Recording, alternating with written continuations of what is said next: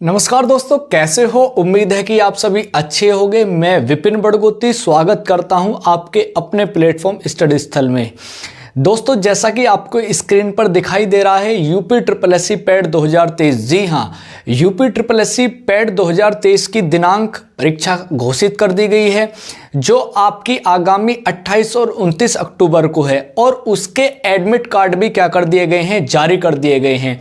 तो जो हमारी class UP triple SC PAT के लिए डिटेल में चल रही थी, उन क्लासेस को हमने क्या कर दिया है, ब्रेक कर दिया है। और आपके लिए प्रैक्टिस क्लासेस को हमने क्या कर दिया है, शुरू कर दिया है। इससे पहले मैंने पॉलिटी और इकोनॉमी के लिए एक प्रैक्टिस सेट पहले कराया हुआ है।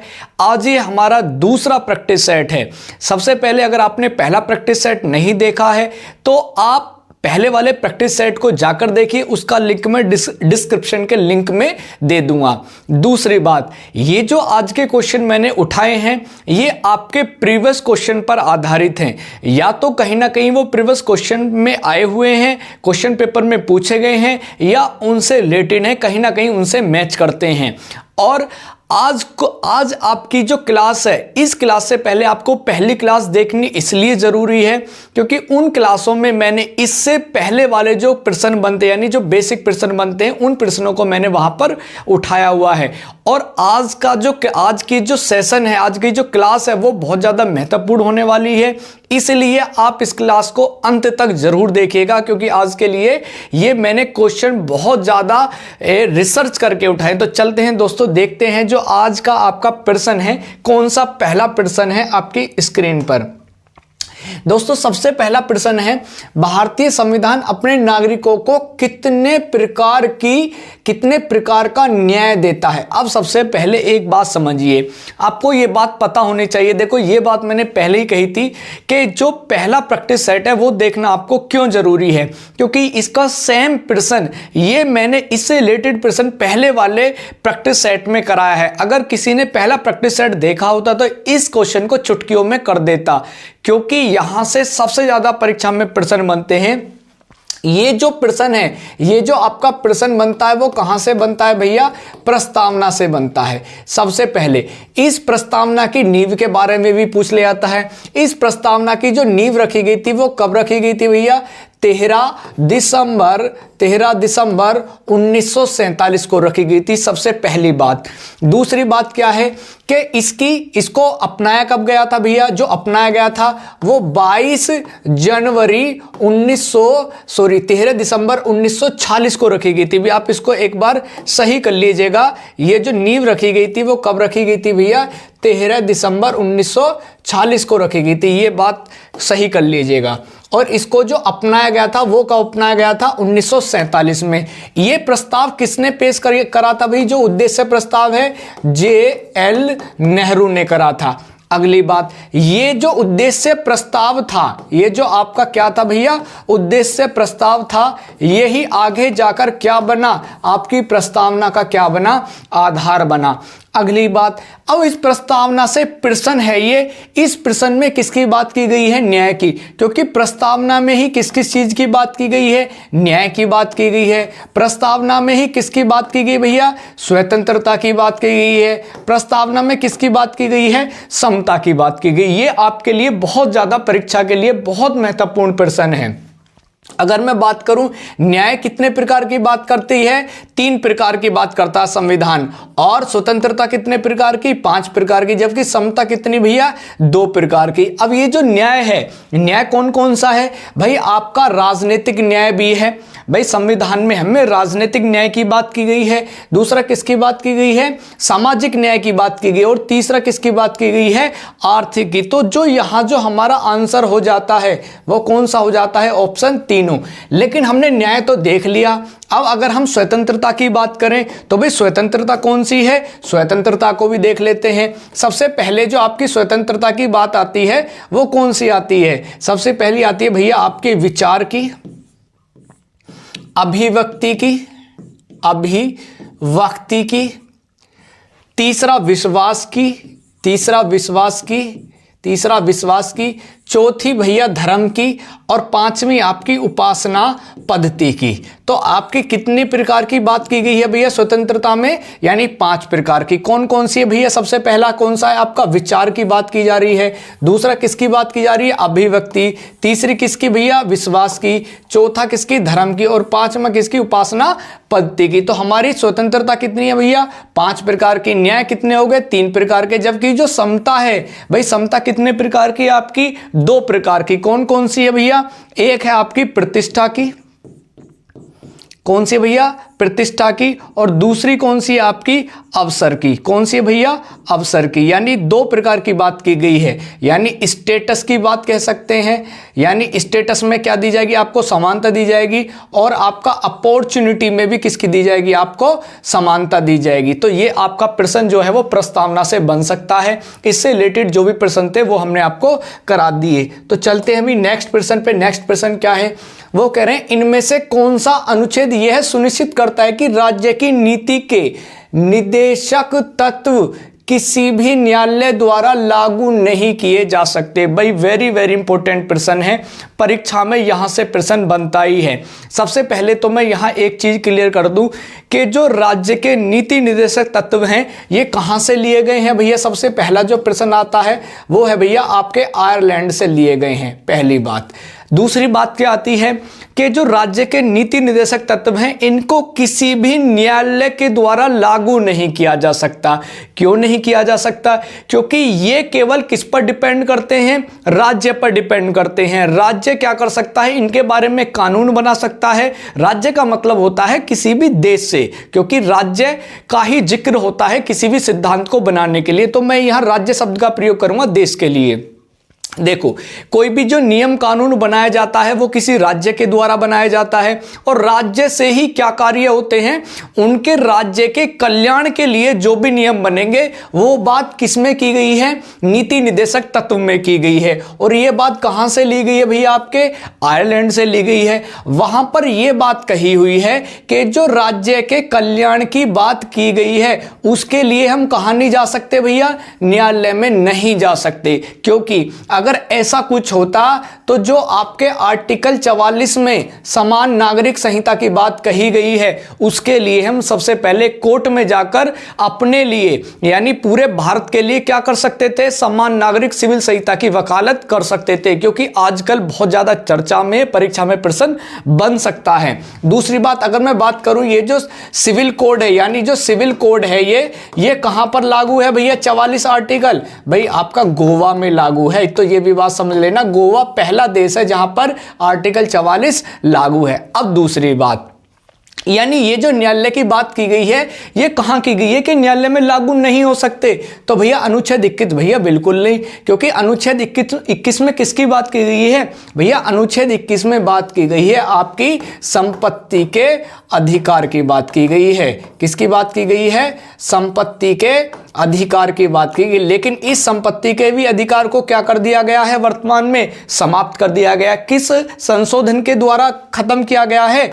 44 में संविधान संशोधन के द्वारा इसको क्या कर दिया गया है? खत्म कर दिया गया। ये कब हुआ था भैया? 1948 में हुआ था। अगली बात क्या है भैया? 37। जी हां, आर्टिकल 37 में ही क्या की गई है कि जो राज्य के नीति निर्देशक तत्व हैं वो किसी भी न्यायालय के द्वारा लागू नहीं किए जा सकते। एक बार और हमारे ऑप्शन है उन पे भी नजर लगा लेते हैं क्या क्या है। एक है आपका अनुच्छेद 38। भैया अनुच्छेद 38 में किसकी बात की गई है? अनुच्छेद 38 में जो हमारे सामाजिक यानी जो समाज के लोग हैं उनकी समाज की व्यवस्था को सुरक्षित रखने की बात की गई है। सामाजिक व्यवस्था को सुरक्षित रखने की बात की गई है। बिल्कुल बात सही है भैया। ये बात किस में हो जाती है? 38। जबकि 39 में क्या बात कही गई है भैया? 39 में किसकी बात की जाती है? 39 में की जाती है कि पुरुष और स्त्री को क्या दिया जाएगा? समान वेतन दिया जाएगा और उनके घंटे भी क्या किए जाएंगे? समान किए जाएंगे। जबकि 39 कै की अगर मैं बात करूं, 39 कै की बात करूं तो 39 कै में क्या बात की गई है? यानी जो निर्धन वर्ग हैं यानी जो गरीब लोग हैं उनको क्या की जाएगी? यानी निःशुल्क कानूनी सहायता भी प्रदान की जाएगी। ये बात किस में दी गई है? 39 कै में दी गई है। तो ये सारे आपके ऑप्शन क्या होते हैं? क्लियर होते हैं। आगे चलते हैं। अभी नेक्स्ट क्वेश्चन क्या है आपका?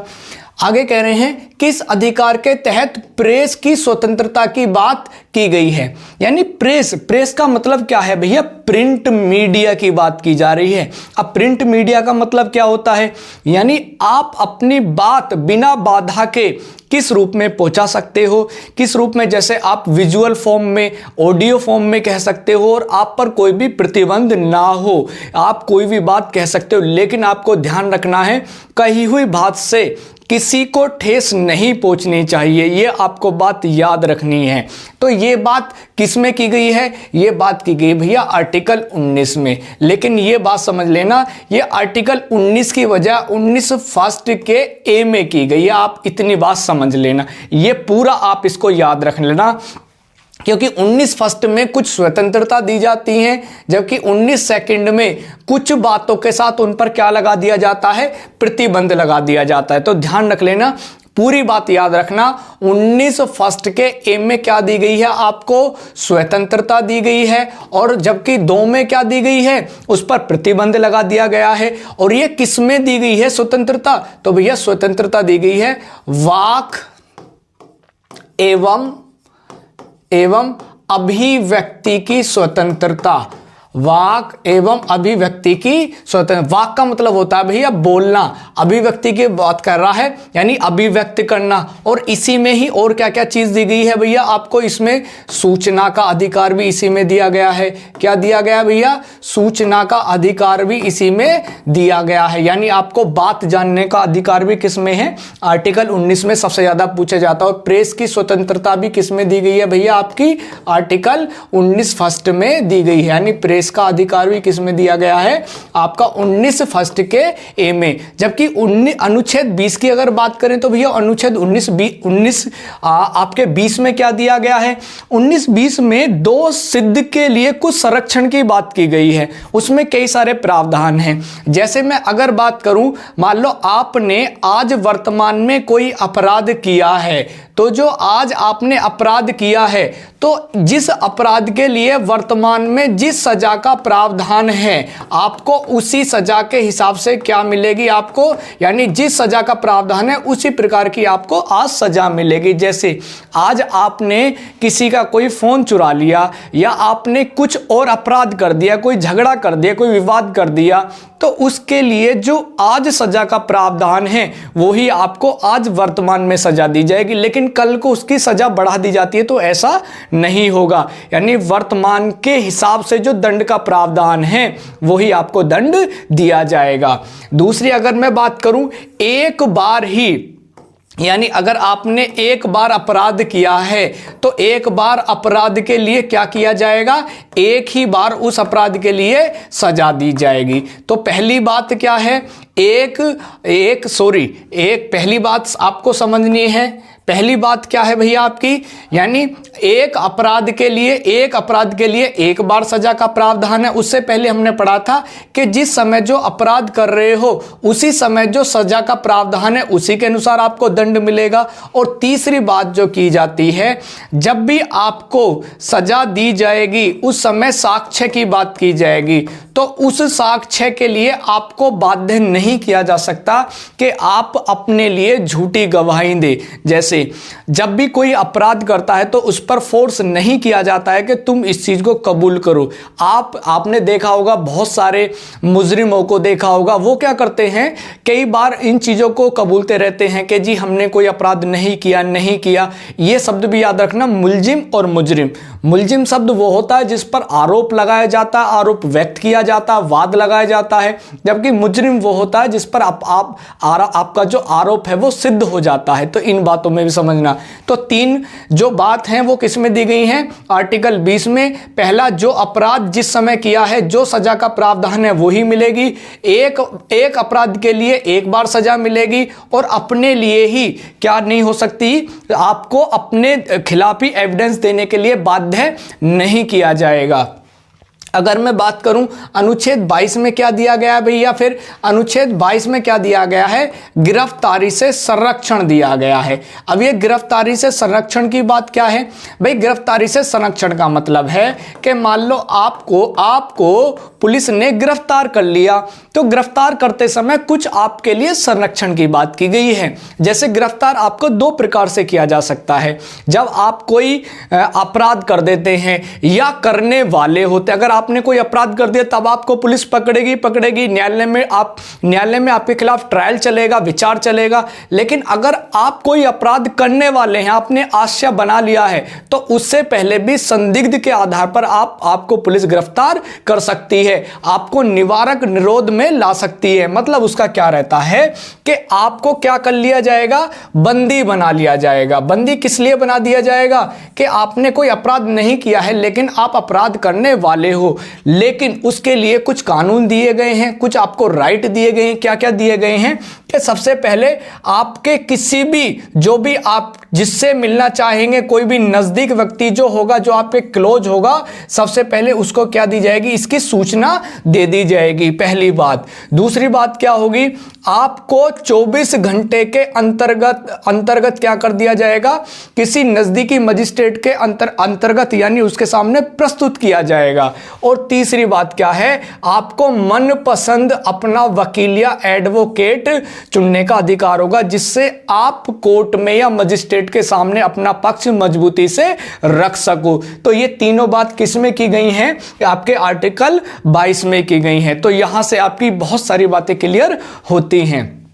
आगे बात चलते हैं, नेक्स्ट भी क्या है, आगे कह रहे हैं राष्ट्रपति का अध्यादेश किस समय तक। ये क्या है भैया अध्यादेश, इसको समझो। सबसे पहले इसका मतलब होता है अर्ध आदेश। क्या होता है भैया, अर्ध आदेश। अब ये अर्ध आदेश है क्या, सबसे पहले तो आप इसको समझो।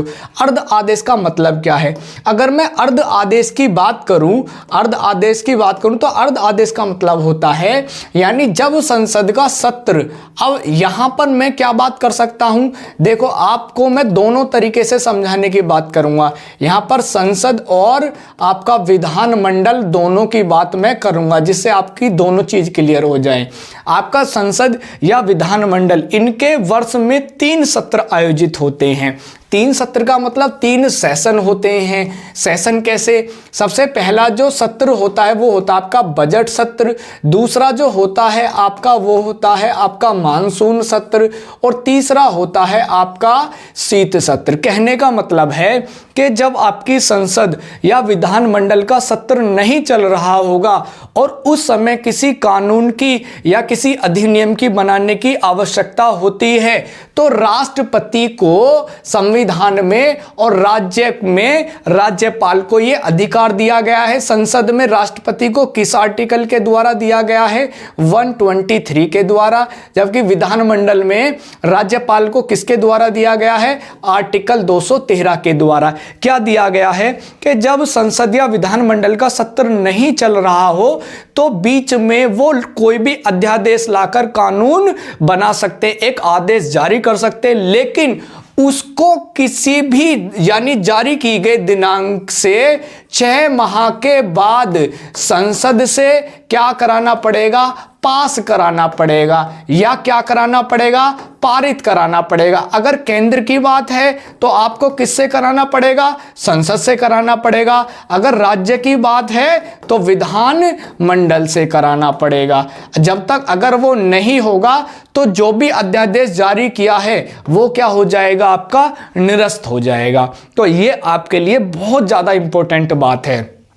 तो कितना समय है भाई इसके लिए भैया, 6 माह का समय। अगर 6 माह से कम का समय रहता है या ज्यादा समय रहता है तो वो चीजें क्या हो जाएगी, निरस्त हो जाएगी। आपका मिनिमम 6 माह का समय दिया गया, अगर इससे ज्यादा होता है जो अध्यादेश लाया गया उसको निरस्त कर दिया जाएगा। लेकिन संसद में ये बात आर्टिकल 123 के द्वारा, विधानमंडल में 213 के द्वारा। सत्र कितने होते हैं आपके, 3 सत्र होते हैं एक वर्ष में। ये बात आप ध्यान रखिएगा। नेक्स्ट चलते हैं भैया, आगे क्या है, भारत के उच्चतम न्यायालय को प्राप्त है। यानी कहने का मतलब यह है कि भारत में जो उच्चतम न्यायालय है उनको शक्ति जो दी गई है, ऑप्शन के अनुसार कौन कौन सी शक्ति दी गई है और किस किस क्षेत्र में दी गई है। सबसे पहले जो उच्चतम न्यायालय है इसकी बात कर रहा है वो, तो उच्चतम न्यायालय की बात करूं, इसके गठन की जो प्रावधान होता है वो किस आर्टिकल में दिया गया है, 124 में दिया गया है। दूसरा मैं अगर बात करूं उच्चतम न्यायालय की जो स्थापना की गई थी वो कब की गई थी, वो 1935 अधिनियम के अनुसार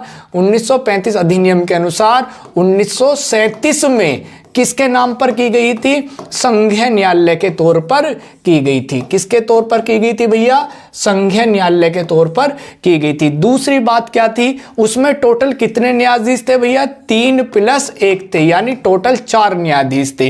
अब इनमें जो शक्ति दी गई है उच्चतम न्यायालय को कौन कौन सी शक्ति दी गई है भैया, आपके मूल अधिकार क्षेत्र दिए गए हैं भैया। बिल्कुल आपके आर्टिकल 32 में अगर आपके किसी प्रकार से मूल अधिकारों का हनन होता है तो आप कहां जा सकते हो, सुप्रीम कोर्ट जा सकते हो, उनका दरवाजा खटखटा सकते हो। तो आपके मूल अधिकारों को क्या कर दिया जाएगा, लागू कर दिया जाएगा अगर आपके मूल अधिकारों का हनन होता है। और किस आर्टिकल के द्वारा भैया, आर्टिकल 32 के द्वारा।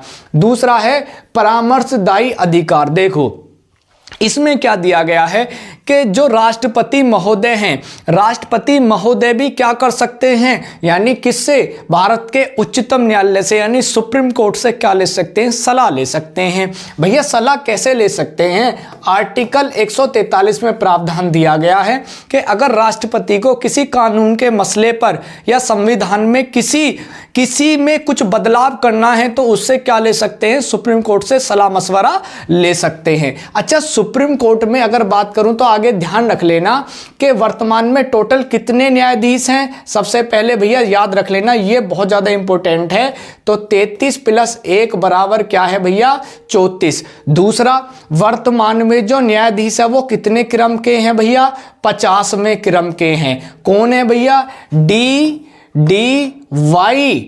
वाई चंद्रचूड़ है भैया। कौन चूड़ है भैया, चंद्रचूड़ है। तो ये बात समझ लेना, 50वें क्रम के हैं। टोटल न्यायाधीश कितने हैं, 34 हैं, यानी 33+1 है, 50वें क्रम के हैं और नाम क्या है, डी.वाई. चंद्रचूड़। आगे बात आती है अपीलीय अधिकार क्षेत्र। इसका मतलब क्या होता है कि अगर कोई आपका ट्रायल कहाँ चल रहा है, सेशन कोर्ट। सेशन कोर्ट का मतलब होता है जिला न्यायालय में चल रहा है, और जिला न्यायालय से आप कहाँ पहुंच गए, उच्च न्यायालय पहुंच गए, यानी हाई कोर्ट पहुंच गए। आपने सेशन कोर्ट से हाई कोर्ट में अपील करी, आपको वहां भी संतुष्टि नहीं मिली, तो आप कहां जा सकते हो, सुप्रीम कोर्ट जा सकते हो। तो सुप्रीम कोर्ट में क्या अधिकार है आपका, अपीलीय अधिकार भी, यानी आपको तीनों अधिकार दिए गए हैं। तो प्रश्न में कह रहा है कौन कौन से प्राप्त हुए, मूल भी है, परामर्श भी, अपील है, और ये चारों किसमें दी, तीनों किसमें दिए गए, चौथे में दिए गए। तो आपका जो आंसर हो जाएगा वो कौन सा हो जाएगा, 4th हो जाएगा। डी आपका क्या हो जाएगा, करेक्ट आंसर हो जाएगा, क्योंकि तीनों शक्ति जो दी गई हैं वो सुप्रीम कोर्ट को दी गई हैं। देखो मैंने जो यहां से जो प्रश्न उठाए हैं आपके टॉपिक से उठाए हैं, और इतने अच्छे प्रश्न उठाए हैं जो आपकी परीक्षा में बिल्कुल हूबहू मिले। कोशिश मेरी यही है, आउट ऑफ सिलेबस नहीं है, आपके सिलेबस के अनुसार, और यहीं से प्रश्न आपके परीक्षाओं में पूछे जाते हैं। नेक्स्ट चलते हैं भाई आगे मैं बात करूं, देखो यहां पर 5 क्वेश्चन आपके पॉलिटी के खत्म होते हैं, और जो छठा क्वेश्चन है वो आपका इंडियन इकोनॉमी का है। क्या कहते हैं जी, मिश्रित अर्थव्यवस्था की जो अवधारणा है वो किसने प्रस्तुत करी। देखो मिश्रित अर्थव्यवस्था से प्रश्न मैंने पहले सेट में भी लिया था, क्योंकि आपके सीधा किसमें है, आपके सिलेबस में है, और आपके 2021 वाले जो दोनों पेपर थे उनमें भी ये प्रश्न पूछा गया था मिश्रित अर्थव्यवस्था से, और जो 22 के 4 प्रश्न हुए थे वहां से भी प्रश्न इसमें बना था, यानी इस टॉपिक से प्रश्न बना था। यानी अब तक आपके टोटल 6 पेपर हुए हैं, और 6 के 6 पेपर में मिश्रित अर्थव्यवस्था से सवाल बना है। इसीलिए मैंने भी कोशिश की है कि जो आपका पहला प्रैक्टिस सेट था वहां भी क्वेश्चन रखा, वहां हमने बेसिक चीजें क्लियर करी, और उससे आगे की चीज मैं इसमें लेकर आया। इससे आगे की चीज जो थर्ड वाला प्रैक्टिस सेट होगा उसमें लेके आऊंगा। तो मेरी कोशिश ये रहेगी कि अगर मैं आपको 5, 7 या 10 प्रैक्टिस सेट कराऊं तो आपका टोटल टॉपिक क्लियर हो जाए, यानी जो सिलेबस है वहां से एक भी प्रश्न ना छूटे। बात करते हैं कि जी पहला ऑप्शन है एडम स्मिथ। भैया एडम स्मिथ ये छोटा सा है भाई, छोटा सा है। ये जो एडम स्मिथ है भैया, इसने कौन सी करी थी? इसने तो भैया पूंजीवादी कॉन्सेप्ट दिया था। पूंजीवादी, पूंजीवादी का मतलब समझते हो, जहां पर कैसी अर्थव्यवस्था होती है भैया? निजी अर्थव्यवस्था होती है, यानी जहां पर व्यवसाय को, उद्योगों को ज्यादा बढ़ावा दिया जाता है वहां निजी होती है। और इस कॉन्सेप्ट को किसने दिया था भैया? एडम स्मिथ ने दिया था। ये कैसी होती है? पूंजीवादी होती है। अगर मैं किसी देश की बात करूं तो किसका नाम लिखेंगे आप? अमेरिका का नाम लिखेंगे। दूसरा किसका नाम लिखेंगे आप? ब्रिटेन का नाम लिखेंगे। यानी आपको 2 उदाहरण भी याद रखने हैं। अगर मैं तीसरा बात करूं भैया मार्क्स और एंजल्स, भैया मार्क्स और एंजल्स की बात करूं तो इन्होंने कौन सा दिया था? समाजवादी दिया था। कौन सा कॉन्सेप्ट दिया था? समाजवादी। इसका मतलब क्या होता है कि इसमें समाजवादी में किस पर ज्यादा जोर दिया जाता है? सार्वजनिक चीजों पर ज्यादा जोर दिया जाता है। इनका मतलब होता है कि ज्यादा से ज्यादा लोगों को समाहित किया जाए, यानी जिस समाज के सारे लोग इसमें आ जाए ऐसा कोई कार्य किया जाए। तो ये किस पर आधारित होते हैं? समाजवाद पर। अब इसमें किसी देश का नाम लूं तो पहले पर कौन आएगा? रूस आएगा। दूसरे पर कौन आएगा? चीन आएगा। तीसरा मैं अगर बात करूं जॉन मेनार्ड किन्स, बिल्कुल भैया यही आपका क्या होगा? इसमें सही आंसर होगा, क्योंकि जॉन मेनार्ड किन्स ने ही किसका सिद्धांत दिया था? मिश्रित कॉन्सेप्ट का दिया था। उन्होंने कहा था कि कुछ जो पूंजीवादी देश हैं वो समाजवाद की तरफ चले और जो समाजवाद के देश हैं वो कुछ पूंजीवाद की तरफ चले, यानी थोड़ा थोड़ा कॉन्सेप्ट दोनों उठा ले तो किसी भी देश की अर्थव्यवस्था बहुत अच्छी हो जाएगी। यानी सभी लोगों को समाहित कर लिया जाएगा, संपूर्ण समाज को समाहित कर लिया जाएगा और वो संपूर्ण समाज बहुत आगे तक तरक्की कर सकता है। तो समाजवाद और प्लस पूंजीवाद को अगर मिला दें तो क्या बन जाता है? मिश्रित कॉन्सेप्ट। और मिश्रित अर्थव्यवस्था पर ही किसकी अर्थव्यवस्था है भैया? भारत की अर्थव्यवस्था है। यानी जो भारत की इकोनॉमी है वो किस कॉन्सेप्ट पर है? आपकी मिश्रित। यानी किसको अपनाया हमने? किस कॉन्सेप्ट को भैया? यानी जॉन मेनार्ड किन्स के कॉन्सेप्ट को अपनाया। तो बहुत ज्यादा इंपॉर्टेंट भैया प्रश्न बनता है। आगे मैं चलूं नेक्स्ट प्रश्न, निम्न में से कौन सी योजना महालेनोबिस मॉडल पर आधारित थी? भाई प्रश्न बहुत ज्यादा इंपॉर्टेंट है। अब आगे मैं बात करूं भैया कौन सी थी? प्रथम, भैया प्रथम तो कौन सी थी भैया? हेराल्ड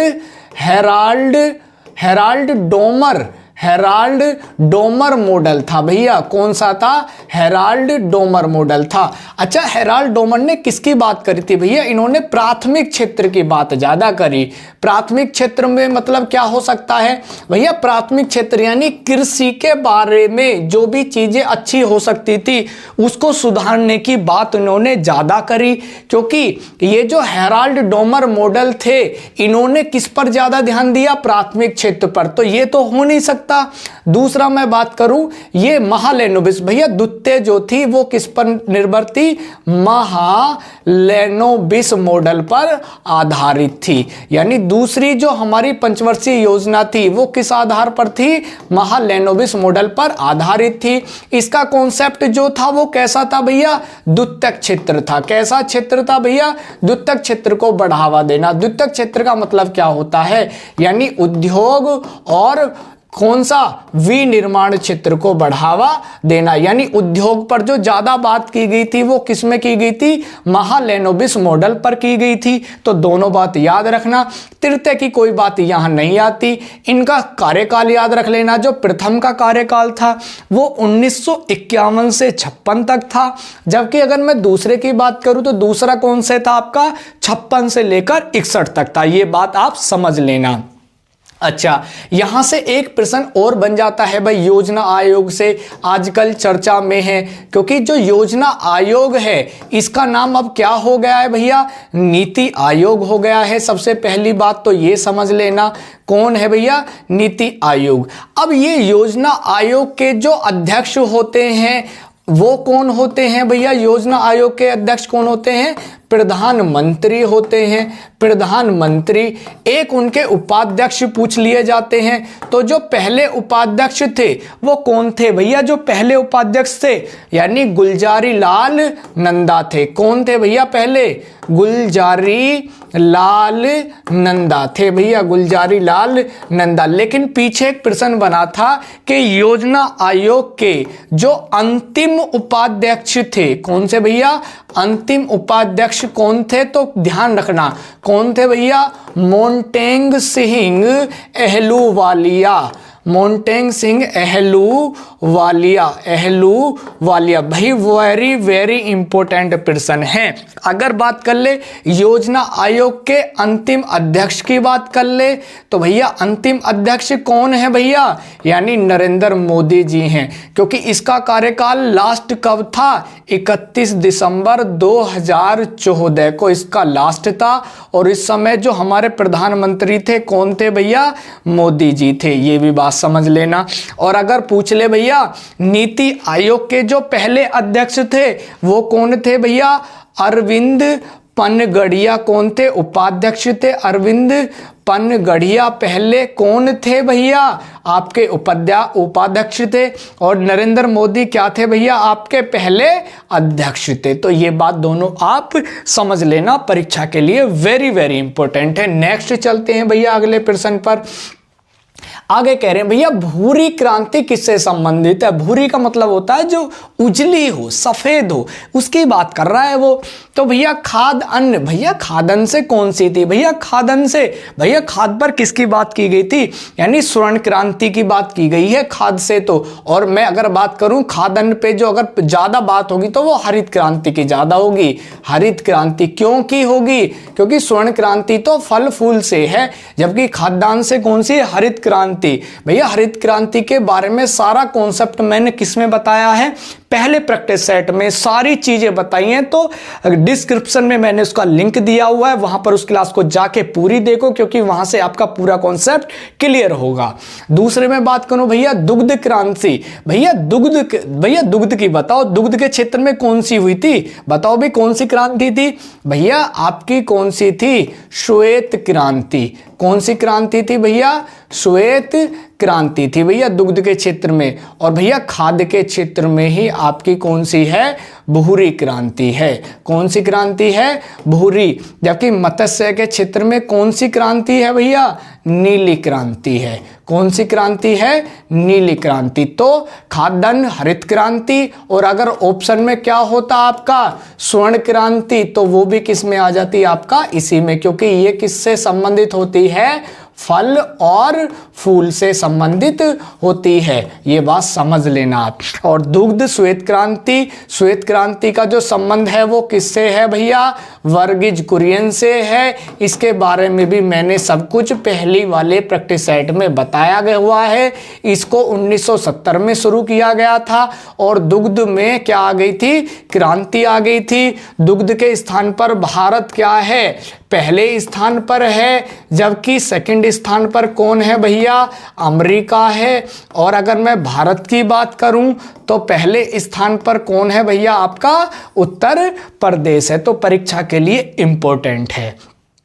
आगे मैं बात करूं नेक्स्ट प्रश्न, इनमें से कौन सी समिति बैंकिंग सुधार से संबंधित है?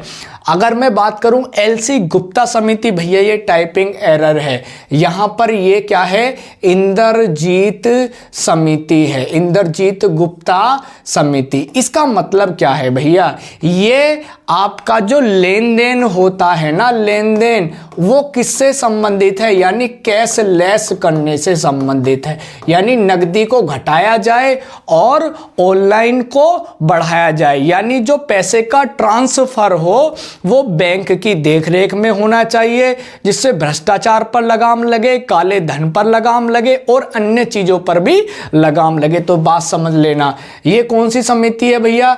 चक्र समिति है। चक्र समिति भैया किससे ये चक्रवर्ती समिति है। चक्रवर्ती थोड़ी टाइपिंग एरर है भैया। चक्रवर्ती तो किससे संबंधित है भैया? मौद्रिक नीति से संबंधित है। मौद्रिक नीति, अब ये मौद्रिक नीति का मतलब होता है यानी बैंक से संबंधित जो नीति बनाई जाती है वो कैसी होती है? मौद्रिक नीति। जबकि अगर मैं सुधार की बात करूं तो किसकी बात है भैया? बैंकिंग सुधार से तो मतलब जो है वो किसका है भैया? आपका नरसिम्हा समिति का है। और अगर मैं केलकर की समिति की बात करूं तो ये किससे संबंधित है भैया? आपकी वित्त तथा कर से संबंधित है। तो पहली बात, इंद्रजीत गुप्ता समिति, लेन देन में कैशलेस कर की जाए यानी किसको बढ़ावा दिया जाए? यानी ऑनलाइन को, यानी बिना कैश के बारे में ट्रांसफर। चक्रवर्ती समिति मौद्रिक नीति, मौद्रिक नीति यानी बैंक की जो नीति होती है, यानी बैंक दर क्या रखी जाए, रेपो रेट क्या रखी जाए, रिवर्स रेपो रेट क्या रखी जाए, मुद्रास्फीति को कैसे कंट्रोल किया जाए, इन सब के बारे में जो चर्चा होती है वो मौद्रिक नीति। नरसिम्हन समिति किससे संबंधित है भैया? बैंकिंग सुधार। तो आपका जो यहां पर आंसर होगा वो क्या होगा? नरसिम्हन समिति। और आगे चलते हैं, आज का लास्ट प्रश्न, इनमें से कौन सा प्रगतिशील कर है? भैया प्रगतिशील का मतलब क्या होता है? प्रगतिशील का मतलब होता है कि जैसे जैसे कोई चीज प्रगति करती है तो उसी प्रकार से कर यानी टैक्स भी बढ़ जाता है। कहने का मतलब क्या है कि जैसे किसी चीज के लिए कोई रिवेन्यू बढ़ा, कोई किसी प्रकार में प्रगति हुई तो उसी प्रकार से कर भी बढ़ा। तो यहाँ क्या हो सकता है भाई? जीएसटी। भैया जीएसटी सबसे पहले तो इसको समझ लेना कि ये कब शुरू हुआ भैया? 2017 में शुरू हुआ। एक बात तो ये समझ लेना, ये कैसा कर है भैया? अप्रत्यक्ष कर है। एक बात ये समझ लेना, कैसा कर है भैया? अप्रत्यक्ष कर है। कैसा कर है भैया? अप्रत्यक्ष कर है। प्रत्यक्ष कर है। सबसे पहले इसको किस देश ने अपनाया था भैया? फ्रांस ने अपनाया था। ठीक है। और दूसरी बात, अगर मैं इसके आंसर की बात करूं, इसको मतलब होता है, इसका यानी विस्तृत रूप वस्तु एवं सेवा कर, यानी जो वस्तु होती है और जो सेवा यानी जो सर्विस होती है उसके बदले में जो कर लिया जाता है वो कैसा कर होता है? जीएसटी कर होता है। दूसरा मैं अगर बात करूं प्रगतिशील, भैया यही इसका ऑप्शन होगा, आयकर। यानी जैसे जैसे व्यक्ति की आय बढ़ती है वैसे वैसे कर भी क्या होता चला जाता है? बढ़ता चला जाता है। इसलिए प्रगतिशील कर कौन सा है? आयकर है। अच्छा, एक आयकर अधिनियम भी पूछा गया था पिछली बार यूपी में, तो यह अधिनियम कब बना? 1961 में बना। और तीसरा आता है सेवा कर। सेवा कर का मतलब होता है जब हम कोई सर्विस करते हैं, जैसे आपके एम्प्लॉयर होते हैं, कर्मचारी होते हैं, वो जब सर्विस करते हैं तो उनके बदले में जो सरकार उनसे रिवेन्यू लेती है, टैक्स लेती है, तो उसको बोला जाता है सेवा कर। तो दोस्तों आपको ये क्लास कैसी लगी कमेंट बॉक्स में जरूर अपना सुझाव दीजिएगा। और अगर आप हमारे पढ़ाए हुए में कुछ बदलाव करना चाहते हैं, कुछ हमें सुझाव देना चाहते हैं, तो आपका तहे दिल से वेलकम है। हमारी कोशिश रहेगी कि आपके विचार जो हमें प्राप्त होंगे उन चीज़ों को अगर बेहतर तरीके से हम ला पाते हैं आपके सामने तो कोशिश करेंगे। और दूसरा, अगर आप हमसे कोई बात पूछना चाहते हैं, कोई परामर्श लेना चाहते हैं, कोई हमारा अनुभव शेयर करना चाहते हैं अपने साथ, तो हमें निसंकोच क्या कर सकते हैं? कमेंट कर सकते हैं। हमारे अबाउट से आप क्या ले सकते हैं? फ़ोन नंबर ले सकते हैं, हमको कॉल करके कोई सुझाव दे सकते हैं, कोई फीडबैक दे सकते हैं। लेकिन अगर आपको सारी चीज़ें अच्छी लगती हैं तो चैनल को लाइक करिएगा और दोस्तों के साथ भी इसको शेयर करिएगा। और अंत में जाते हुए चैनल को भी सब्सक्राइब करके जाइएगा, जिससे हमारा एक चैनल को एक ग्रोथ मिले और एक हम नई एनर्जी के साथ आप लोगों के साथ हमेशा के लिए जुड़े रहें। तो हमारे भी परिवार को बढ़ाने का कार्य करिएगा, क्योंकि हमें भी आपसे ही प्रेम मिलता है, क्योंकि जैसा आपका प्रेम रहेगा हमें भी वहीं से ऊर्जा मिलती है। तो दोस्तों मिलते हैं अगली क्लास में, तब तक रखिएगा अपने स्वास्थ्य का ध्यान, क्योंकि परीक्षा आपकी बहुत नज़दीक है और सर्दी का मौसम है। इस समय अपनी जो वेशभूषा है उस पर गौर करिएगा, क्योंकि इस समय की जो सर्दी है आपके स्वास्थ्य को प्रभावित कर सकती है। एग्जाम नजदीक है तो बहुत सोच समझकर अपनी वेशभूषा, अपने खान पान की दिनचर्या को अपनाइए और ज्यादा से ज्यादा डिटेल में चीजों को ना पढ़ के, डिटेल में ना करके प्रैक्टिस पर ध्यान दीजिए। नई चीजों को पढ़ने से बचिए, पुरानी चीजों को रिवाइज करें। तो मिलते हैं अगली वीडियो में, तब तक के लिए धन्यवाद।